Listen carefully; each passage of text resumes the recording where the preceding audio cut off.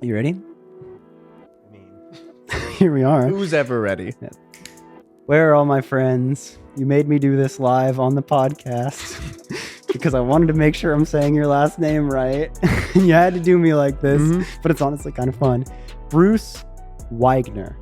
Close, but wrong. Okay. All right, I'm out. That was it. Nah, I had one chance. It's so I think it should be technically Wiegner because it's German. Oh, it's German. My parents called me Wiegner. My parents called me Wiegner. They're like, Wiegner. Okay. No, but they're like, it's pronounced Wiegner. Wiegner. But that's why I've officially changed my name to Bruiser. On your As, platforms and all and that. everything, because so many times like people pronounce it wrong. Like there's a kid on TikTok, Yeah. and they were doing the like, hey, what are you listening to? I actually, yeah. And it was like, he was like, I'm listening to Bruce. I forget how he pronounced it. It was like Bruce Wagner's IDK or whatever. I was like, fuck, I gotta like change it to just something simple. You can spell it. You can say it. Bruiser. Dude, I actually think about that maybe more than normal people do. My last name? That's crazy. Yes. And that's why I wanted you here. Yeah. Because it's been months now where I've seen the name and I'm like, I got to get him on the pod. I just got to clarify this. So thank you. No, like the TikTok thing? Well, so I think about like, I'll see like a company or a business name or like something that I find hard to pronounce or spell. Right. And I'm like, this is an incredible product. Like, I wonder if things are doomed to fail because of a name. Yeah, I totally think so. Right? Yeah. Like you had the self-awareness to be like, oh shit. Like as soon as you saw that, you're like, I should probably switch this. There's also been the other way of it that there's some famous celebrity. I can't remember who it was, but everybody pronounced their name wrong. So they just had to go with it. Whoa. But it's like, that's not the actual pronunciation it? of it. Yeah, I forget who it is. What? It's like Rihanna or something. It's like Rihanna. That's not. And but like it's like one of those. One of those, yeah. Wow. Lady Gaga or something. Yeah, Lady Gaga. Yeah. One of those classic mix-ups. But yeah, I think about that, dude. I think about like companies and artist projects and names like that, like where it's perfect, but I wonder if it's just that. When did you switch the name for you? Technically, I'm still going through it because we're just converting over the Spotify to match. And then it's so the internet age of like, well, I don't want to switch over until I can get verified again, which is because if you switch a name, you lose it, right? Yeah, if you change the username. So I'm like, I had to get my Instagram connects, to switch it over, dude. But I need that blue check mark. It keeps me validated. I would once you get it, you don't want to lose it, right? Yeah. Right? Yeah. I remember that. Like I used to have a connect way back in the day, and it was never me. It was like in the days of me like managing artists, right? So I could get artists verified, and I didn't think much of it. I was just like, oh yeah, cool. Like we'll hit this person up, and then I lost it, and I was like, I am nothing. What do I have to offer now? Yeah. 100%. Fuck. But yeah, I feel it. But anyway, watch this podcast. Like watch it switch to Bruiser and be like, and there was all of Bruiser's success. We were right. Yeah. But I think it's also because my family growing up would call me Bruiser. That was just like an easy. And then I was like thinking about it, and I had called my parents, and my grandpa was with them. And he answered the phone, and he was just like, what you say, Bruiser? And he's not Southern, but he's from Pittsburgh. For some reason, he has like a little bit of a Southern accent. Yeah. Yins, Yeah. The Pittsburgh accent. I was like, all right, that's a sign. Like if he called me Bruiser in this moment, I'm going to be Bruiser forever. So great. Shout out Grandpa. There it is. Yeah. I like to start an episode, especially because I cut the intro. I kind of just jump right in. I like to just be like a quick explanation for somebody who doesn't know who you are of who you are and what you do. Super simply. And then we'll dig in. So I am a producer, songwriter, artist. Got my start just playing in like the Warped Tour scene and all that, and then eventually started producing and songwriting like local pop punk bands in Philly, and then started a pop duo called the Weekend Riot, which moved us out to LA. Signed with management, everything was going swimmingly, and then my best friend was like, "I don't want to do music anymore," and just had like one of those like, "What am I going to do with my life?" sort of moments, which. Understandable, but it was definitely like my whole world was just like flipped upside down. But that got me into like producing and songwriting full time, which was like a blessing, which ended up like working out really well. And then I started to get back into artistry for myself again, like 2018. That's the short end of it. It's crazy because just in that, there's moments where I'm like, wait, What? Yeah, So I remember hearing that name, The Weekend Riot. I've heard that name before. I don't know it too well, but like you said that, I'm like, I remember that. That's how most people identified us. Right? I've heard of that. Yeah. But it was like we were just at that point where people started to know. Yep. But we didn't do the thing of like, oh, now I really know. Yeah. We were that close. And then you said you came from Warped Tour world. I didn't realize we were both Warped Tour kids. Warped Tour kids. Yeah. I used to be in a band called Victory in Numbers. We did Warped Tour in 2010. We were signed to Bullet Tooth Records. Okay. It started as Trustkill, and then when we signed, they switched over. So it was like label mates were like Memphis May Fire and like all these hardcore bands that we did not fit in with. Yeah. So everybody made jokes of us. Yeah, that's interesting with being label mates with a bunch of like metalcore bands and heavy bands, because our one mutual friend, Cody Carson, Set It Off. Yeah. I feel like that was like a big struggle with Set It Off, was always like a band that was a little outside of its genre on labels and tours where it was like, this almost fits. 100%. Yeah. And I mean, I've talked to Cody about that so much that it's so cool. Because did you grow up with them? Yeah. Okay. Which is even crazier. So the first tour that Set It Off did, were you on tour with them? Did you do merch for them maybe? Yeah. Yeah. Okay. Then Very I booked days. the show. No way. That was Set It Off. I forget who else was on it, but it was in Levittown, Pennsylvania at St. Paul's Church. Wow. So it was just like this weird, and that was like, it must have been 08, whenever that first tour was. Yeah. The first year of touring was 2008. But to see like from there, like I literally witnessed the first tour, and then to be working with Cody now and like, oh my God, you're still not only still doing it, but still killing it. Like, is so unheard of. It's really crazy. Like it's nuts.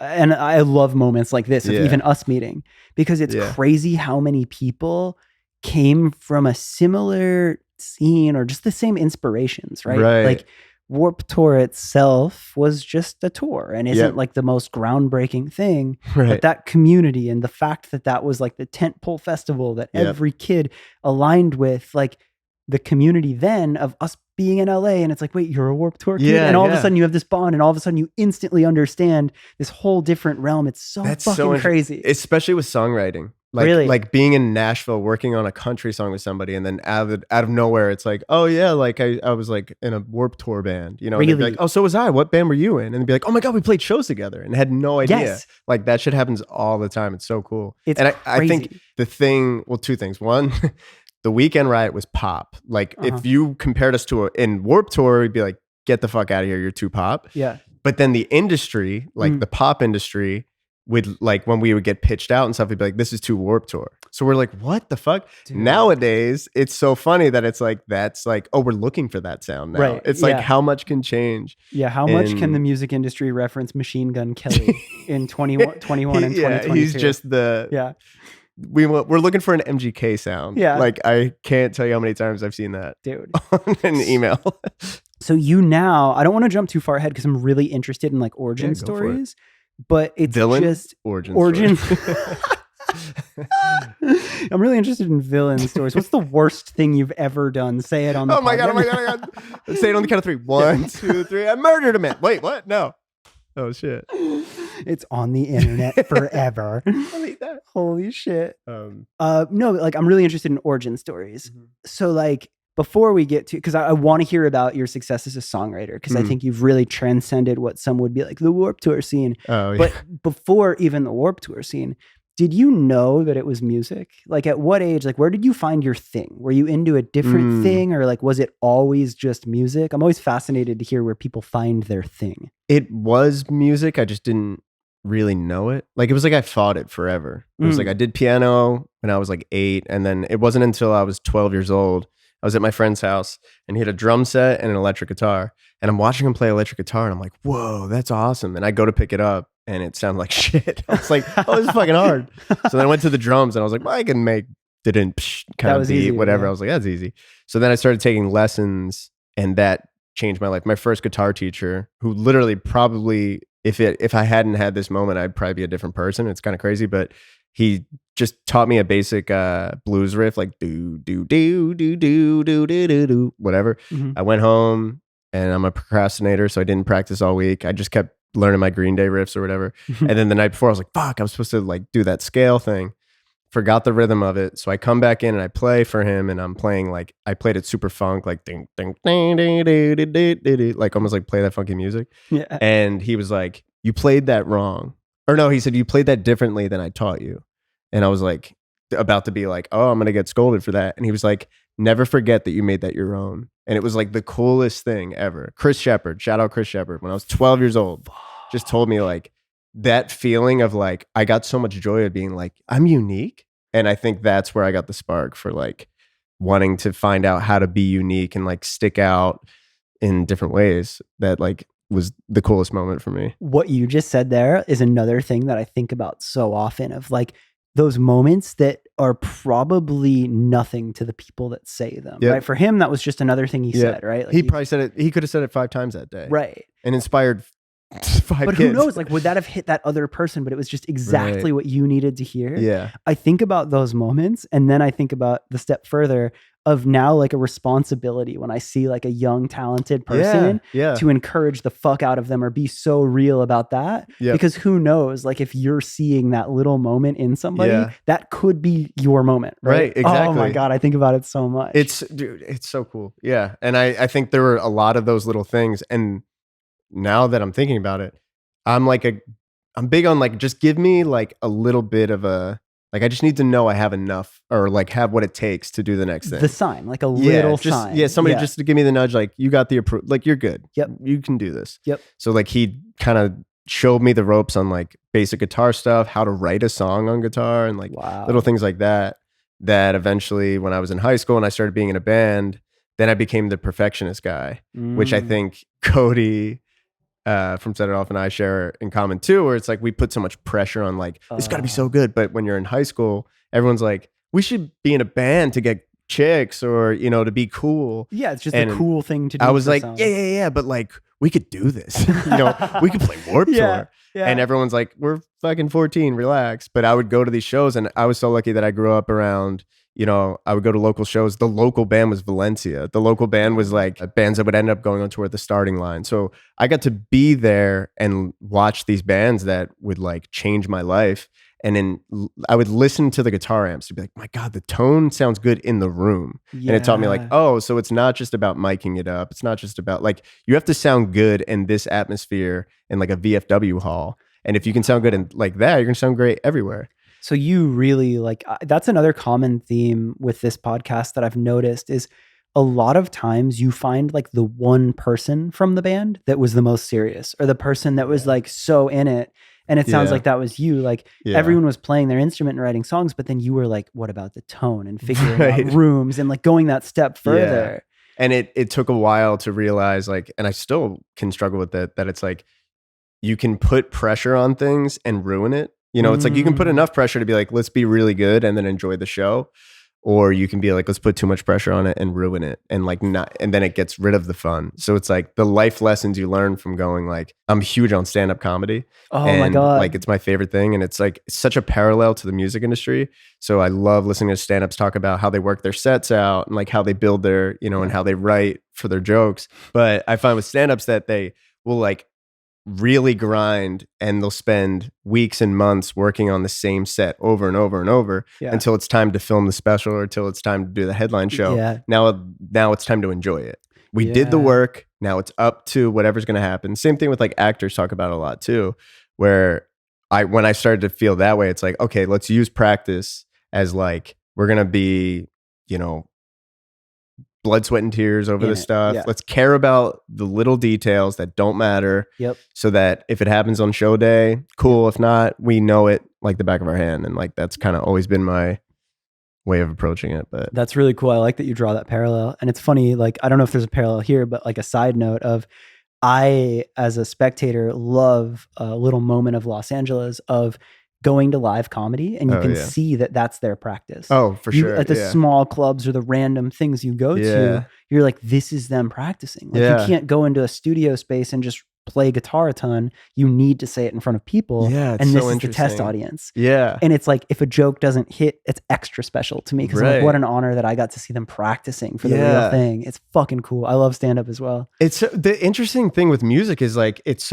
complete opposite where it's almost, and I've heard Feldman say this too. It's like, I think the quote he said was like, I show bands what they can sound like. Now it's their job to make it happen. Like I produced the record to sound like this and we worked on it. Now you got to figure out how to do it live. And it takes a couple months to catch up because it's like, yeah, we can sit here and we do 50 takes. Yeah. With comedy, it's such the opposite. It's like work it. And then you film it because we've like practiced and worked on this for so long. Whoa, holy shit, you're right. But it's very much like, I think it's like a different, music's just so different than it used to be. Yeah. Like my friend and I were joking about the Beatles doing TikTok now.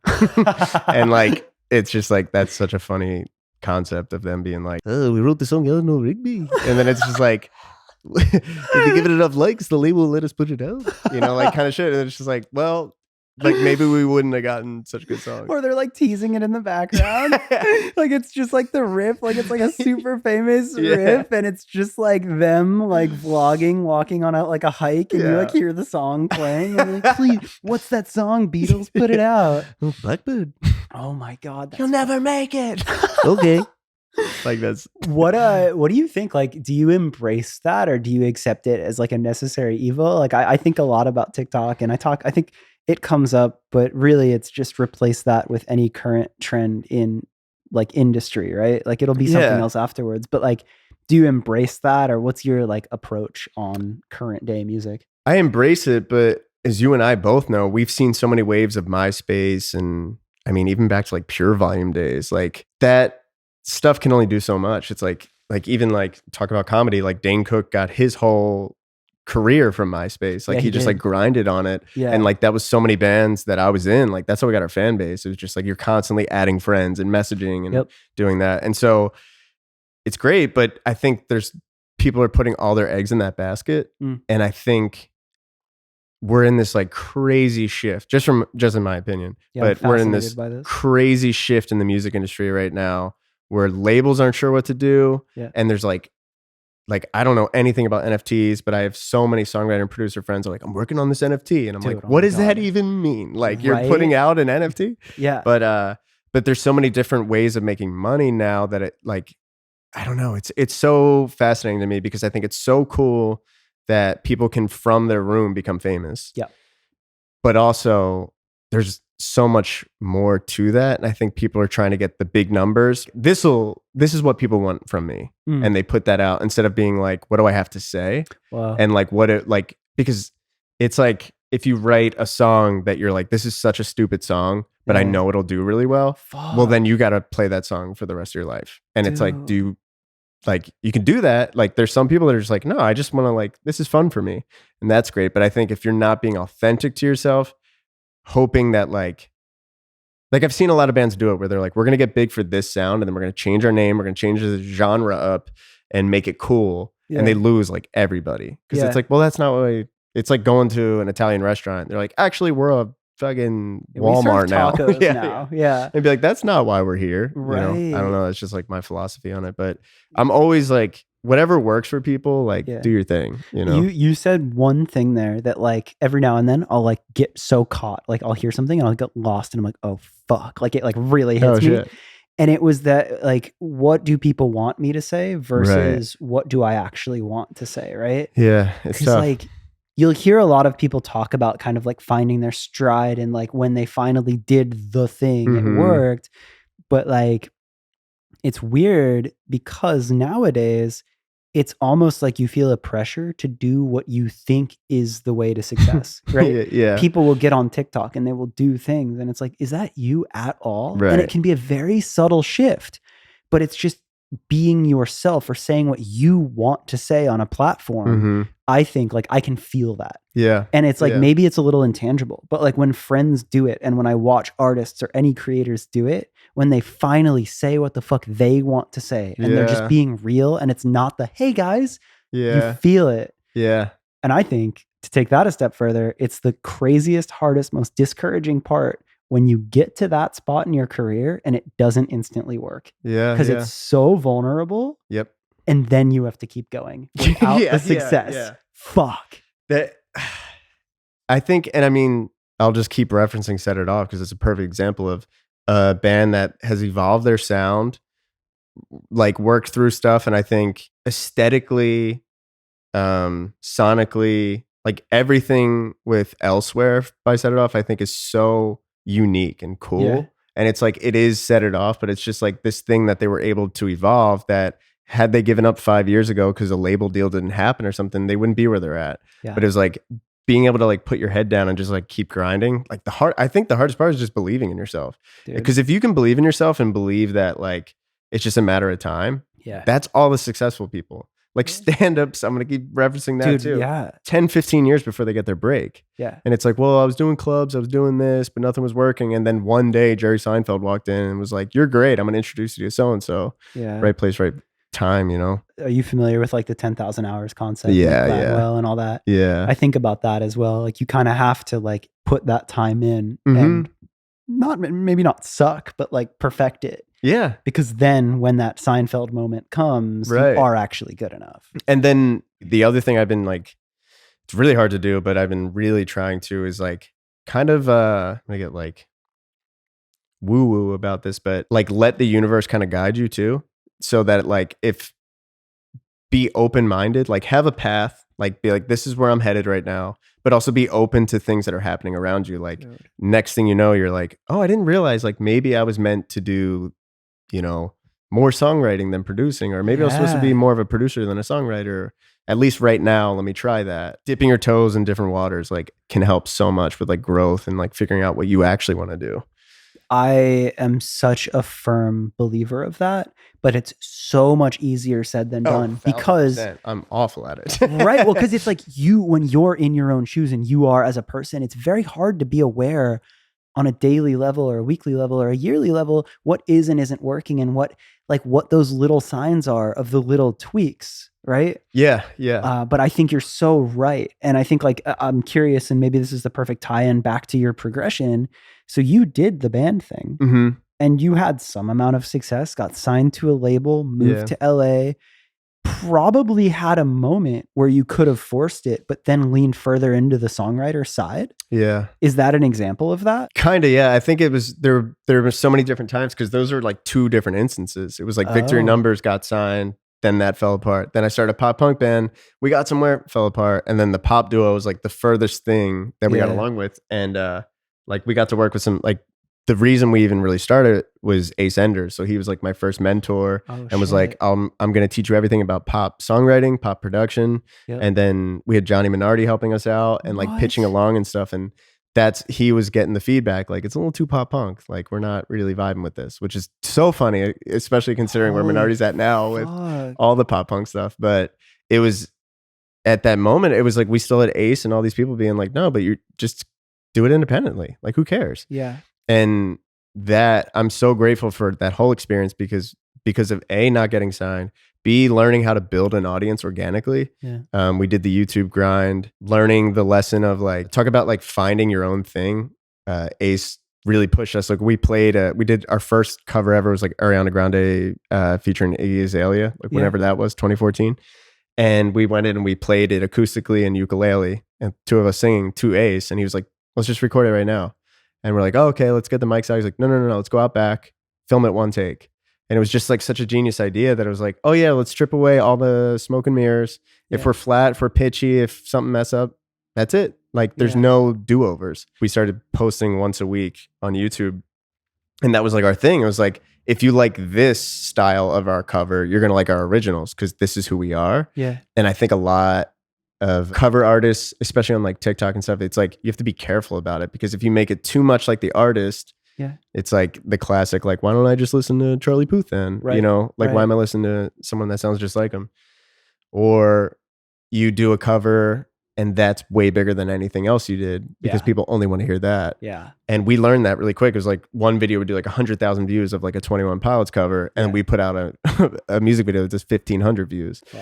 But if you can accept that and be like, okay, so we're going to have these outskirt fans that are going to sit, they only want to hear what they want to hear. Yep. And then we have these loyal fans that are going to listen to everything that we put out. They're going to be there for us. We're going to be there for them. Yep. And we're going to go tour our ass off. And that's like what we did. Wow. And I think the industry now, that's like, obviously with like COVID and stuff, it kind of screwed everything up because that was such a big thing. But I think there are so many artists that can sell out rooms that don't have big followings on social media. Yeah, I think like, you're right. There's a band called Pine Grove that I love. I And remember that band. like the Instagram does like, okay, Yeah. you know, or their Spotify's decent. Yeah. But then you go and they have like a sold out crowd and everyone's singing every single word. Yeah. It's like, oh, okay, there's a social media audience and then there's like a real in-person audience. And then the other side of that is you can have a huge social media following and not sell tickets at all. And it happens so often. So many tours get canceled, Yep. like just because of that. And it's tough, but it's the same way of like we're talking about with like stand-up. It's like going out over and over and like embracing humility. Mm. And I think if people like everybody wants to get big on TikTok, and a big lesson of mine was like even like stuff like with working with Minardi so early on and stuff, and like I really looked up to him and like Yeah, I didn't know you guys worked together. That's it was incredible. like just because he was managing Ace at the time, Right. and it was really cool. But also learning like, oh, it's supposed to be right place, right time. Mm. Like this is not the time, so I can sit here like we were talking about forcing it. You could sit there and force it and be like, and I did like I begged him to manage us, and he was like, dude, no, I can't. I'm sorry, I appreciate it, like whatever. But then like learning that lesson of like, okay, so if something blew up tomorrow, are we ready?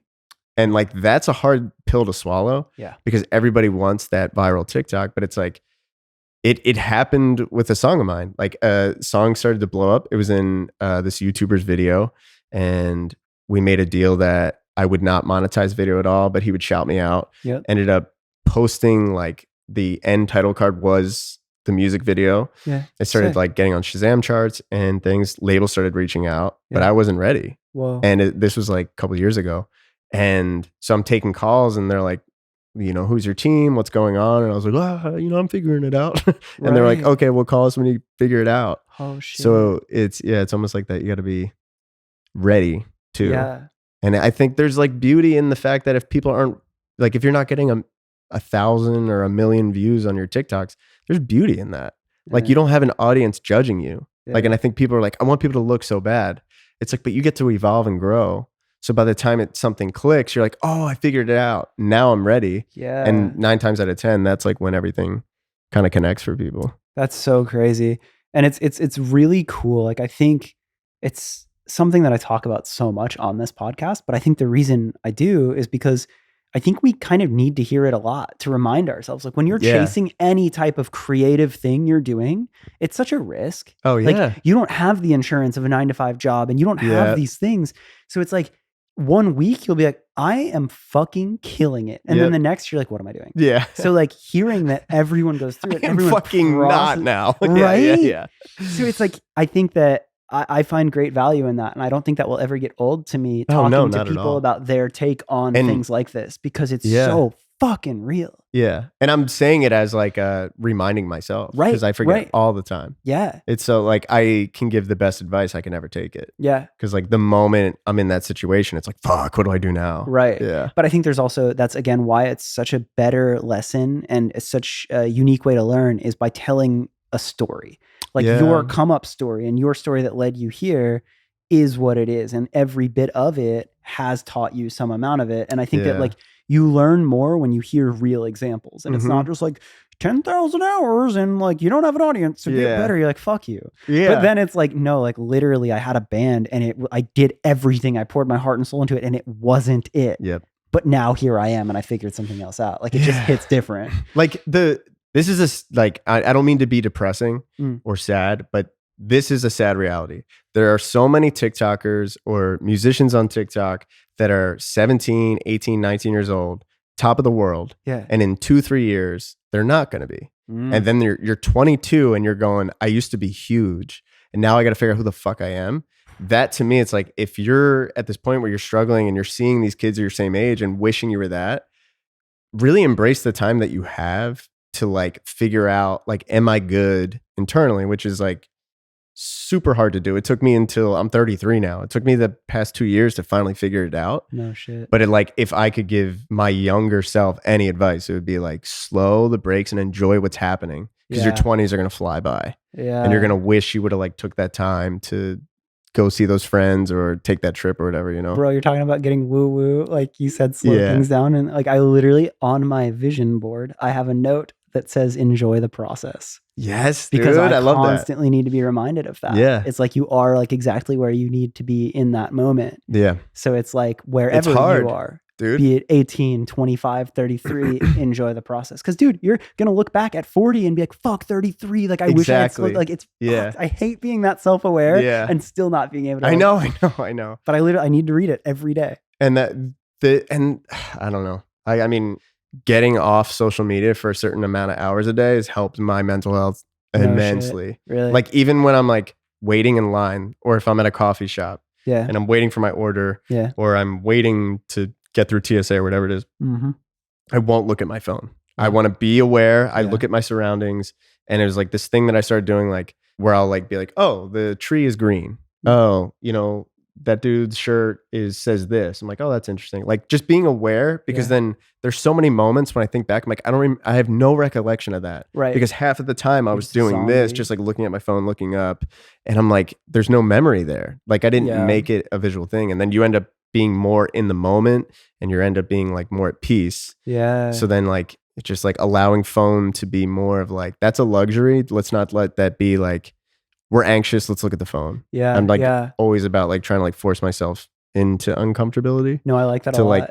it's like figure a way out of it. It's almost embarrassing when you realize how much it becomes a crutch. It wasn't always like that. Like if you go to those coffee shops, look around, everyone's on their phone. Yeah. You will be the only one. Yeah. It's crazy. Yeah, it's wild. But I mean, we're a very similar age. I'm 31. So like I remember like when I was like 16, people had phones. Like that was around then, but like 13, kind of rare. And like you weren't scrolling. Like all it was like you're making a call or you're sending like a simple text. Yeah. So like using MapQuest for tours. Right. Yeah. Printing out the directions. Printing out directions. But yeah, like God forbid you missed one turn. Yeah. I think about this was something that like I've applied, and I wish that I could get better at it. But when I'm on trips, I can do it. When I have bad internet, especially if it's international, my tech time is just at night. It's like before I go to bed, or like when I'm in bed before I go to sleep, I can post my whole day, and I'll do my whatever, my responses and my stories and my thises and my that's. But it's like nice because during it, it's just you're experiencing it. And then every night you're going to go back and you'll get it and you'll post it. That's fine. But I should apply that more of just like sectioning off, like cool, hour, tech time, you're done, night, over. And I am so interested to see, because it's easy to be like, well, when we were young, we didn't have technology. But there's probably going to be a beauty to the kids that are growing up on it. Yeah. Like they might go the opposite way. They'd be like, yo, this is toxic. Like we shouldn't be on our iPads talking to each other. Like it could, I'm trying to be glass half full guy. Yeah. Like and it could be the opposite, where we could be like, because we're just like, this is nuts. Right. Like we can look into this, and it's like, I was telling my friend the other day, like we literally, it's like your consciousness is in this thing, like your photos, your everything. The way that if you made a new Instagram and followed all different people that you had never known, you're gonna have like a different outlook on life. Like that's just blows my mind that it's like if you fill your feed with toxic stuff or people that are like talking shit or whatever, like that's your brain, that's your life, that's your reality. So I've been like trying to be like, okay, like let's only really focus on, like my TikTok right now is about like mental health stuff, almost like Vine humor, stand-ups, and then like space, because I'm like, I want to learn. Right. But it figured me out that I'm like, anything that's like negative or talking shit, I'm like, not interested. Yeah. Because it's so easy to like fall into that. Dude. I'm trying not to. Yeah. It's also stopping watching the news was huge for me. Oh, yeah. I never like really gave a shit, but that was like a middle school lesson that they made me not watch the news for a week. Really? And like way back then I was like, oh, I feel better. And ever since then, I was like, I feel better. That was your moment, dude. Yeah, that was the moment. That changed your life. But okay, so back to your story though. So you've had a lot of those lessons in your early band days where you really had to grow, and you stayed with it though. The theme is that you stayed doing music to some regard. Yeah. So the one band with Ace doesn't work.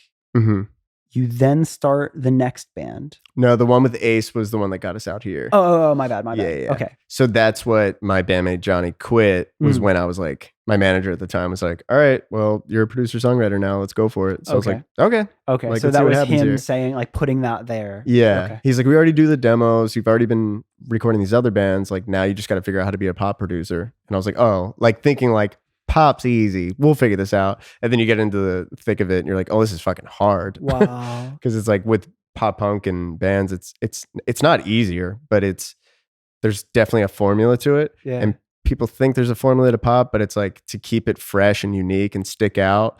It's like, it's really tough. Yeah. Like to figure out productions and how to make drums sound cool that are not real. Right. You know, it's like there's like so much to it that at first I was like, oh no, what am I going to do here? And it's just been like a whole learning process, but now I'm like obsessed with it. I love it. Well, like you've had some pretty proper success, right? Like I know you've had songs with Katy Perry. Yeah, that was really cool. Today was like the coolest moment of my life. And I'm like trying to like, I've always been like ashamed of success. It's so weird. Like I always felt guilt. Like if I post about it, if I talk about it, I'm being braggadocious or something. Yeah. But at the same time, I'm like, but I have to accept, if I can't accept a compliment until I give myself the compliment. Yeah. And so like today I was at Urban Outfitters and I'd done an album with John Lundeen for the artist Scotty Sire. And I'm in there and Scott had told me that it was supposed to be like an Urban Outfitters like vinyl exclusive. So I was like, oh, you know what? And I was checking out. I was like, you know what? Let me just go check real quick because I want to see something.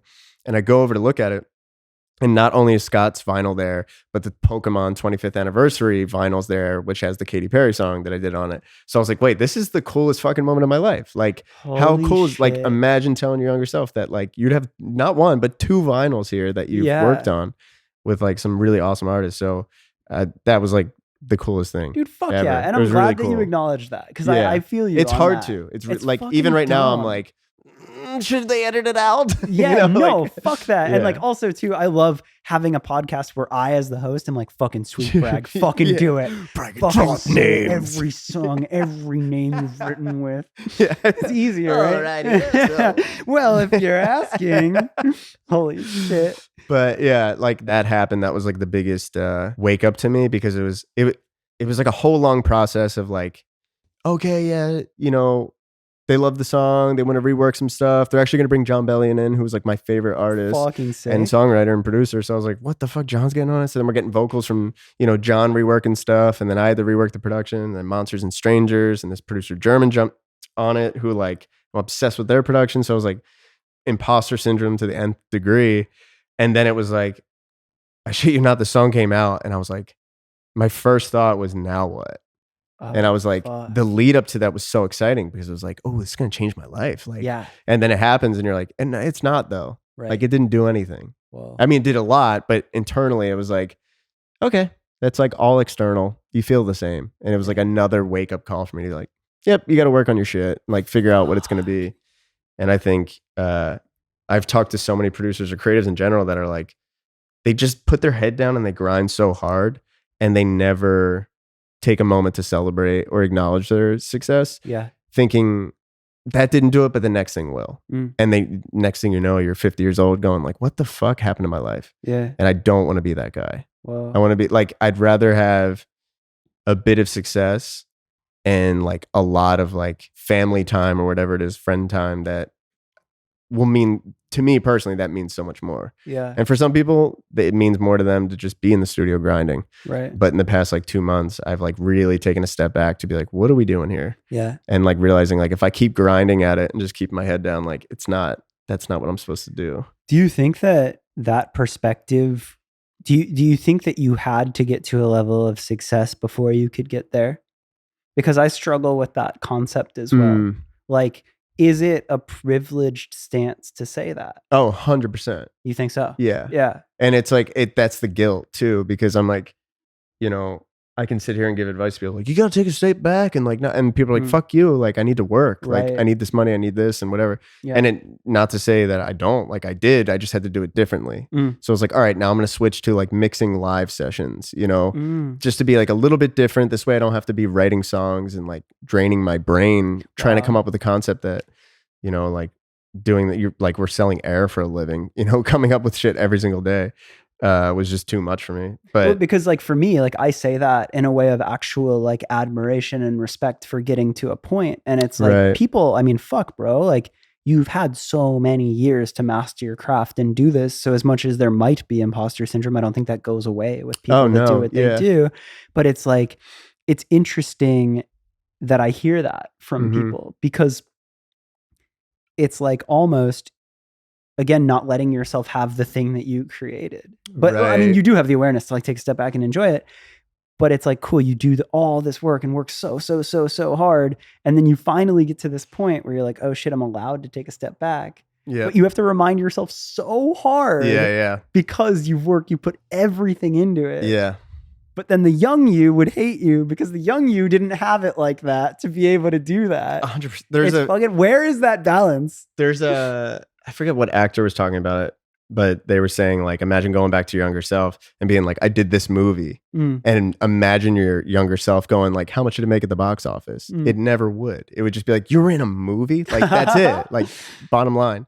And the same thing that it's like, if you told younger Andrew like, you're gonna be on tour one day, like that would have been like, oh, I made it then. That's it. And then you do the tour and you're like, okay, now what? Right. And it's like always the next thing. Always. So the only thing I would say is like the biggest thing for me that's a wake-up call to anybody that's like dealing with depression and stuff, I always like, it was hard for me to see the future because I wanted to have control over it in some sense, to be like, if this isn't happening now, it's never going to happen. If I'm not happy now, it's never going to happen. But like tomorrow you can get a call that could change your life. Yeah. And I think that's like the biggest thing to remember. And like it has happened to me so many times, just like believing that like lead with good intentions and like things can go your way. Yeah. And like, I think a lot of people like lose any sort of hope, and you know, maybe it takes working Uber and doing something else so that you're allowed the free time to work on music. But it's like, do it. Right. You know, it doesn't mean you're a failure at music. It means I would rather work with that person that's like, they're doing everything they can to make free time to work. Yeah. Than somebody that's just like, yeah, I'm not doing anything today. I'm just going to chill at Alfred's Coffee and like maybe write a song. It's like, I don't want to work with you. You're lazy. Alfred's? Yeah. I don't know why. It's a guy from Brooklyn at Alfred's. Like, hey, what the fuck is God, no, it look at a fucking macho with oat milk. It's so good. And they're familiar with every saying on every one of those fucking cup holders. I was going to say too, in that, this is a shout out to an old episode that I did with Adam Weiss, and he did Ham on Everything, but like really, like I just respect him a lot. And he had this great, like he's like really pivoted from music and throwing parties and DJing events and doing that. And he like really puts a lot of time and attention on self-improvement and self-help. Right. And at the end, he was talking about, to that point, like you don't need to know the whole journey. I'm paraphrasing this, and plug if you want to go back and listen to it, but whatever. You don't need to know the whole journey. It's like you're driving in a very, very dark, like you're driving at pitch black midnight in a car. Yeah. And you're driving through a mountain, but you have headlights on. You're not going to know every turn. You just see what's in front of you. All you need to see is the turn ahead of you. So as long as your headlights are shining and all you know, dude, like that is the realest shit. Dude, I love that. Fucked me up. It's crazy. And I like have vented to people before. I'm like, I don't know what to do. If I put the song out and I do this and whatever. And my friend, to that almost this same kind of metaphor, was just like, you're in the woods, you're trying to get out, go that way. And I'm like, what if I don't get out? Then go back to where you started and go the other way. Like it's just try different things out. It doesn't mean because, especially like too in the industry, in the music industry and specifically, it's like, or entertainment in general, like if you get a no, it doesn't mean no forever. It means that person wasn't right. Like go to the next person or the next person. Yeah. And like the same way that like there's going to be people, there have been people in the past, like big industry people that have said no to me. And then years later, it's like, oh, we're working together now. That's funny. Yeah, and it's just like, it doesn't say anything. Yeah. It's not personal at all. Yeah. And like, I don't know, I'm trying to like really zoom out too, to realize that same point of like, you don't know the journey. And also you don't know, like, if there's another car coming, you don't know what they're going through either. We get so self-involved and like, we're so in our own worlds. We're forgetting about the empathy of like, well, that person probably has a lot at stake as an A&R. Their job's on the line. Of course, they're not just going to sign you and take a chance. Yeah. They need to know it's going to work. Yeah. So it's like, you got to like not take that personal too. Yeah. And then, you know, it's like, then go figure it out for yourself. And they're going to want to sign you because you've already done it. You've done the work. Now you have all the leverage in the world to be like, fuck you, pay me. Or whatever you would. Whatever your catchphrase is. Whatever your catchphrase is. You've reached hey, a pizza pie. Or whatever, you know. Whatever these kids are saying nowadays. Yeah, we were going to sign him. And then instead of saying, fuck you, pay me, he said pizza pie. And it just killed the vibe so hard, we pulled the deal. I don't know, man. You know what? No, we're out. That seems kind of fucked up. the person that listened to this podcast, they're like, "Fuck you, Bruce." Some I guy's said like, pizza why did you say pie. fucking a pizza pie? I guess the last thing that I was thinking about with this is you did the thing where you did figure out writing and you did have like success, real success, to the point where you can walk into an urban and be like, oh, that's my song Right, yeah. on a fucking vinyl. It's crazy. But you also now have Bruiser. Mhm. So to me, and I'm not a musician, I don't write, like I literally like don't know, but I'm obsessed with like that same thing is just creatives. It's just making stuff. Right. You didn't stop there. You're Yeah. still working on your own project. Mm-hmm. Do you like, is that just different? Like you'll probably have to explain to me like I'm 5, but like, is that just a different creative muscle of like writing songs for other people and making your own project? Like, what is that drive? To write for other people, I found so much easier. Mm. And then because I feel like I put so much pressure on myself to be like, all right, is this a hit? Like I'm writing a verse melody. Like I'm just like, the way that I write is I'll sit down on a guitar and I'll just start humming stuff. Some words kind of fall out and you're like, oh, that kind of sounds like I said tetherball. Maybe the song's called tetherball. And you come up with some rhymes for it or whatever. When I would work with other people, I got really good at getting them out of their head to be like, we can change it later. No worries. You know, like, because people, especially as an artist, when you're sitting there like, well, that didn't really happen that way. Or I would never say that. Oh. And it's like, you want to keep the momentum going. So it's like, okay, cool. For now, let's just leave it. It'll just be like a little scratch idea. We'll rework the lyric later. And like being there like, okay, and they trust the process. I just don't trust my own process, I guess. Oh, fucking weird. So you can say it to another artist. Yeah. So like as I'm sitting there, I think I dealt with like a lot of like being self-conscious. And then I started working with my friend Nate Sander, who I met through Ascenders. Sick. And he goes by Neighbored. And Nate like just moved to LA and I was like, will you help me with my project? I just need somebody in the room to like bounce off of, like almost like a therapist to like, you know, talk me off the ledge and like back inside, not off of it. Jump. Please don't jump. And that helped me so much because like so many things I'd be second guessing. He's like, doesn't matter, dude. And it's like we can get caught up in like, do I say end or do I say but? Like, and it's like, is it gonna sell more songs? Is anyone gonna be like, actually? And then I just started to get better at like, okay, maybe I do have something to offer here. And I think just having conversations in the room with so many artists about their managers, their A&Rs, about how much pressure is put on social media and like, if the song doesn't do X amount of streams in a week, they might drop me.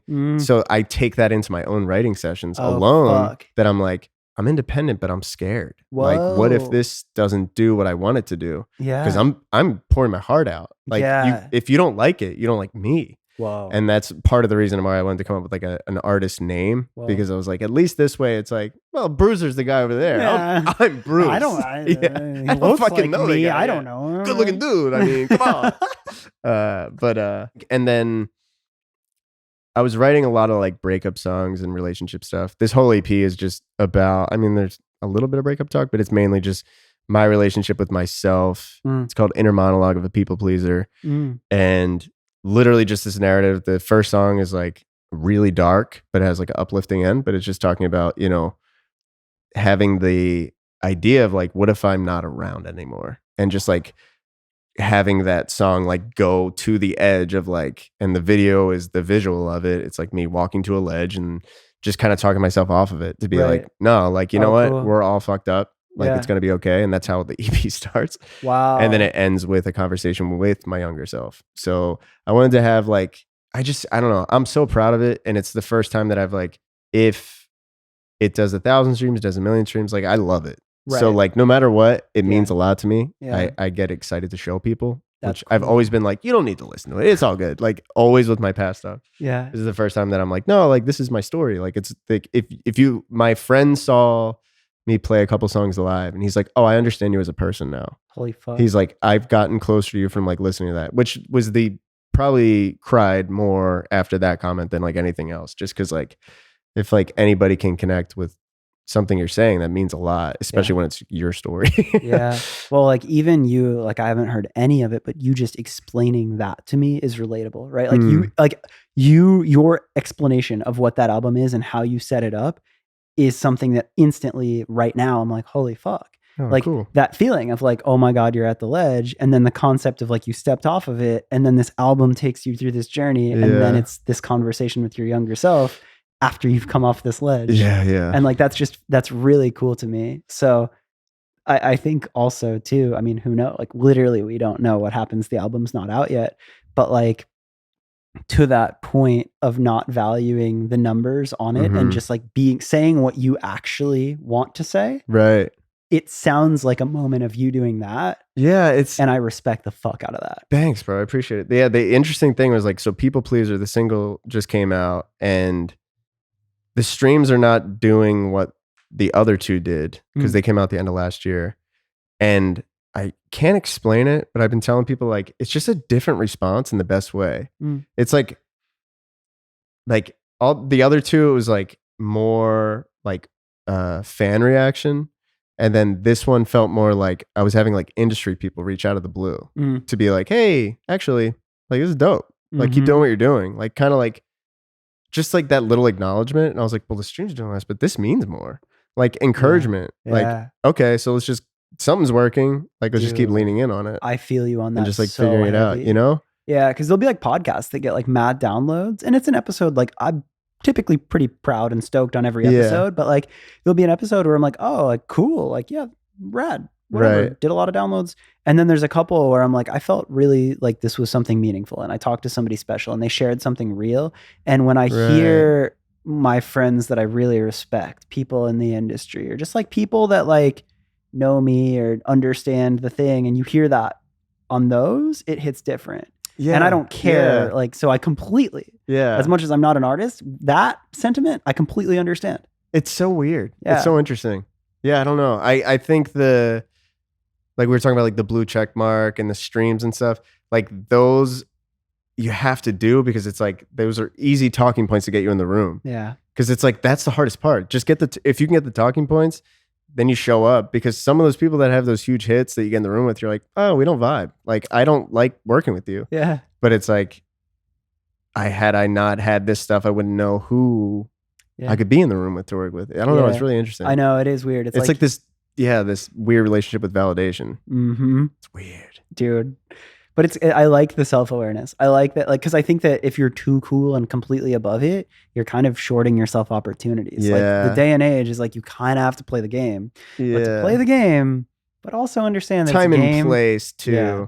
I feel like so many people, not so many, but there's a handful of people that you're like, now's not the time. We're not doing this. No, this isn't that time right now. We're having Thanksgiving dinner. Please don't name drop. Like, I'm grateful for working with, and then like that one eye open. It's like, please don't do this. Holy God, so real. Dude, I don't know. It's just cool. I think you shared a lot of that really well, and it's so much what I love talking about in this podcast. Yeah, I appreciate you having me on, bro. This means a lot. No, it's fucking rad. And again, it's like, it's a very validating feeling. Like sometimes I'll do episodes with people that I've known forever, and I'm like, oh, cool, I didn't know that about your story, and it's rad. And then other times it's like the mutual friend where I'm like, I think you're doing something cool, but I actually don't know. Yeah. And to sit down and to have it be like, oh, fuck yeah, you are. And like, holy shit, I'm in. Yeah. Is so cool. That's awesome. So I personally have a level of like getting really stoked when an episode like this happens. Hell yeah. So like, I'm fucking in now, and I'm so excited to watch it all roll out. And like, man, it was all fake. None of it's real. Yeah. I've been practicing this speech for a month now. End scene. To conclude, where should everybody find you and keep an eye out for all your music? Well, they can find me. I'm usually at like a coffee shop. Alfred, Alfred, Republic of Pie. Yeah. I'm just gonna Starbucks. What else? Sometimes there's M Street Coffee. That's really good. Oh yeah, M Street. Tea Pop. I feel like there was another one that wasn't Alfred. Oh, there's a new Blue Bottle. Oh, Blue Bottle is fantastic in Studio City. Yeah. Oh, Tortoni is the best coffee in Sherman Oaks. Maybe Green Apple, the Chinese spot. Do you ever go there? Oh my goodness. Green Apple? I've been to Red Apple. Chinese food that I like in LA. Oh, really? Yeah. I can't eat Chinese food. Perfect. We can talk about that after.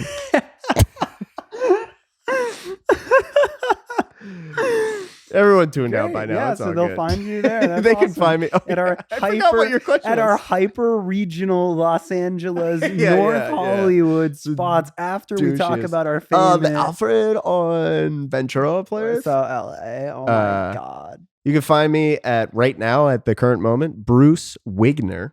Wiegner. It's not Wiener. Yeah. And you could just Google it. Just Google it. Bruiser, Bruce, Spotify, Bruiser, Bruce. That I make people say it too, because it's not like I'm not going to link it in the description of all of this. It's there. It's there every time. I love that. And every time I'm like, where can everyone find you? Literally just in the description too. But I don't think I've also, like, real talk, have ever listened to a podcast and then somebody said their socials and I went and used it from that. I usually just Google their name or find it on my own. Yeah, as if this episode isn't titled Your Name. Yeah. And as if an hour in, they're like, oh, they got to address who it is. I really like this guy, but I need to figure out where I can find him. And as if Instagram isn't just the thing that everybody finds. Where they're going to see this clip too, like, with my name. Of course, now that you've illustrated it. Now at the end of the podcast and the end of my life. An hour later, now you can go exactly in this moment, look Bruce up and rate the podcast 5 stars and subscribe and tell all your friends about it as well. And give it a good Yelp review. Yeah. All the above. Yeah. Google Maps review as well. Cool. Yeah. Oh yeah. Good one. Yeah. Satellite view. Yeah. As you would. View. Directions of it. Yeah. This is here. This is pretty much This all has been a really productive promo code. Oh my God. Promo code. Promo code Andrew.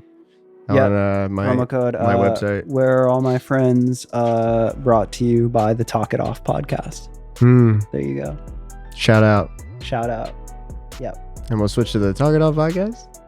There you go, the Bruce Wiegner episode. I hope you liked that one. I really appreciate it when I have a real conversation with somebody on this podcast. And it's kind of a wild card sometimes when you meet with a guest that you've never really talked to like that. And when episodes like this happen and you have a feeling about somebody and you connect like that and it's such a vibe, my God, it's special to me. So if you felt that, if you enjoyed this one, if you got value out of it, if you think someone else has gone through the experiences that we talked about and that this would help them, do me a massive favor and share it anywhere, anyway, with anyone. Send a text with the link of the episode, post it on socials, just anywhere that you think somebody would connect to this. If you share it, that helps me grow the podcast and have more conversations just like that, which is so massively helpful because I want to keep doing this podcast and I love talking to rad people. So please do share it. Like we joked about at the end, all of his links to his project and his socials are wherever you're watching or listening. His new album EP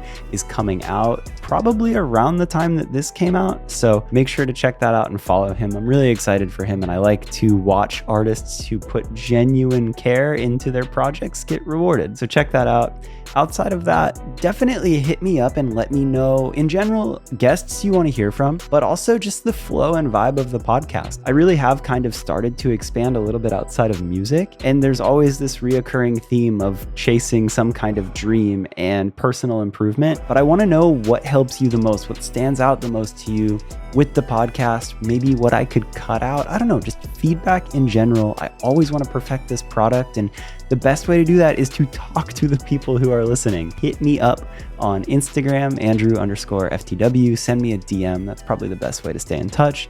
And let me know. All right. Thank you for listening. I'll be back next week with another episode.